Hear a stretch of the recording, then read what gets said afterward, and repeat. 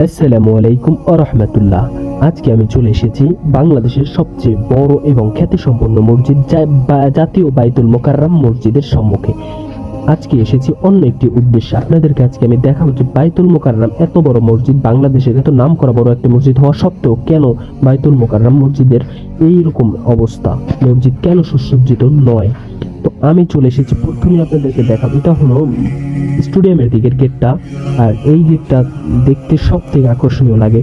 আল্লাহর ঘর কোনোটাই অসুন্দর নয়, কিন্তু এর আল্লাহর ঘরের মধ্যে অনেক পার্থক্য আছে। যেমন কাবা ঘর কোনো ঘরের সাথে তুলনা হবে না। কাবা ঘর একটু ভিন্ন, কাবা ঘরের শ্রেষ্ঠ একটি ঘর, ওই ঘরের সাথে কোনো ঘরের তুলনা হবে না। তেমনি আল্লাহর অন্যতম একটি পছন্দের ঘর, এটা আমি মনে করি।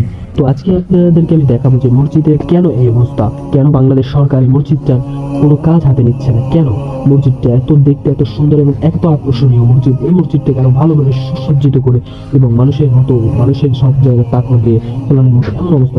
বাংলাদেশের অনেক মসজিদ, কিন্তু এই মসজিদটা থেকে বড় কোনো মসজিদ না। এই মসজিদটার ভিতরে 40,000-এর মতো মানুষ নামাজ পড়তে পারে। তো প্রথমে আপনাদেরকে দেখেন এই যে উজুখানার কি খাল, কোনো এমন কোনো অবস্থা দেখেন, কত শ্যাওলা পড়ে আছে। তো এই জায়গা থেকে মসজিদের ভিতরে যখন আমি বের হচ্ছিলাম, তখন এই জায়গা থেকে ছেঁড়া পাতা একটা কাগজে কি যেন লেখা, ওর উপরে এটা হচ্ছে কিছু একটা লেখা।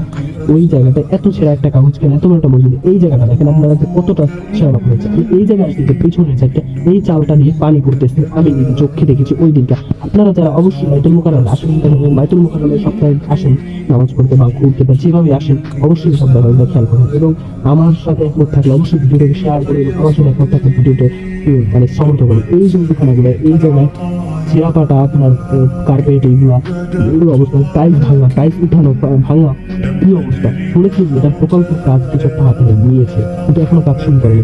এই জায়গাটা দেয়াল খসে পড়ছে, কিন্তু তাও কারো কোনো মাথা ব্যথা নেই। অথচ নিজেদের বাড়িঘর সুসজ্জিত করতে মন্ত্রীরা সবাই ব্যর্থ, তারা নিজেদের স্বার্থে করতেছে, কিন্তু আল্লাহর ঘরকে সুসজ্জিত করতে হবে সেটা কারণ এই জায়গায় একটা টাইলস নেই। কেন সব জায়গায় মসজিদটা সবচেয়ে বড়, এটা চকচকে করবে, মানুষের আকর্ষণ, মানুষ যেন চাই থাকে তাকেই থাকে আল্লাহর ঘরের প্রতি, কিন্তু তাও এটাও কোনো ফেক না, তাও মানুষ এটার বিরুদ্ধে ভাবিত হয়। কেন মানুষ আল্লাহর ঘরকে ভালোবাসে, তারা সৌন্দর্য নয়, তারা আল্লাহর ঘরকে অনেক ভালোবাসে, আল্লাহর ঘরের সাথে শান্তি পায়। এটাই সবচেয়ে বড় কথা। আসলে এই জায়গাটায় আমি বলতে চাইছিলাম যে সামনের গেটের সামনে যে ফুটপাতের দোকানগুলো বসে, এই দোকানগুলো বসে আসলে একদম ভালো কাজ নয়, এই দোকানগুলো বন্ধ করা উচিত। তো আজকের ভিডিও এই পর্যন্ত। আল্লাহ হাফিজ। আমার খুবই শরীরটা খারাপ, তাও ভিডিওটা করছি। আমার শরীরটা অনেকটাই খারাপ, তাও আমি এই ভিডিওগুলো করছি। আমার জন্য সবাই দোয়া করবেন ইনশাআল্লাহ। হাফেজ।